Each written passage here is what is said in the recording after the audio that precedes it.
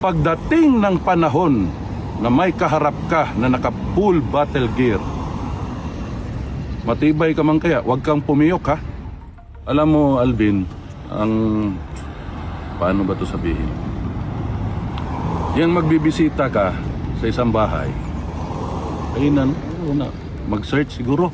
So, bisita god eh. Ganun siguro, sir. Murag anak siguro ilang pasabot.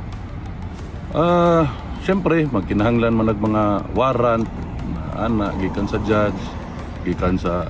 Ang tanan mo partisipar diha. Basta inimbento gani ng inyong pagbisita sa among mga balay.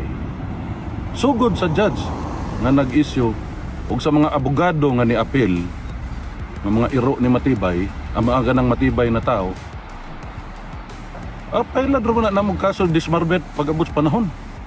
Ana ra na bin. Kabalo ka, alam nyo, no? Isa lang hilingin ko, tama pala, James. Og imo ni makitaan karon sa imong Facebook. Palihog lang, i-secure daan ang akong mga ginamos ug akong kusahos nga kabaw nga gikan sa akong mga parintis Danau kay hinaguan na nila. Tagua daan kay basig ilaha pang hilabtan. Unya, ato ni sumpayan pa. Kay mo bisita man ka sila sa akong balay. Maura dito kinahanglan ma-secure yung ginamos ug akong kusahos nga kabaw. Kay lisod kay nang kusahos nga kabaw buhaton des Danau.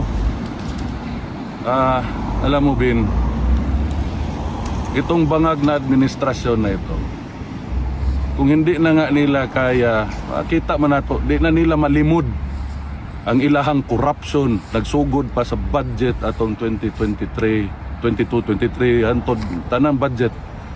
Ang ilang corruption sa flood control. Klaro man kita man mo mga tao.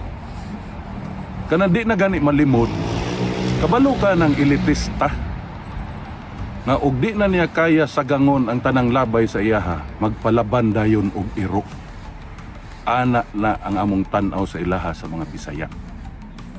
Dili tanang Bisaya, ako Bisaya man ko. Mao na akong tan-aw sa ilaha. Kanang di na gani nimo kaya, di na nimo malimod. Mao na nga magpalaban din kag iro. Mao na mga elitista. Labi na ning mga elitista nga pangit, di mo pagkugwapo, pero mas pangit yun sila. Dagway akong ginasulti ha. Pangit sila dagway, pangit og batasan, kawatan pagyud.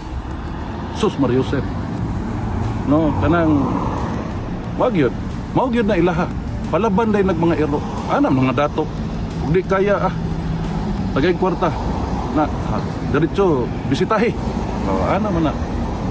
Kung kanang matibay diha nga tao nga magbisita-bisita, isa ra ako ikasulti nimo. Pagdating ng panahon, kasi pag bumibisita ka, balita ko matibay ka, nagpo-full battle gear ka. Pagdating ng panahon na may kaharap ka na naka-full battle gear, matibay ka man kaya, huwag kang pumiyok ha. Yun lang po. And next question please.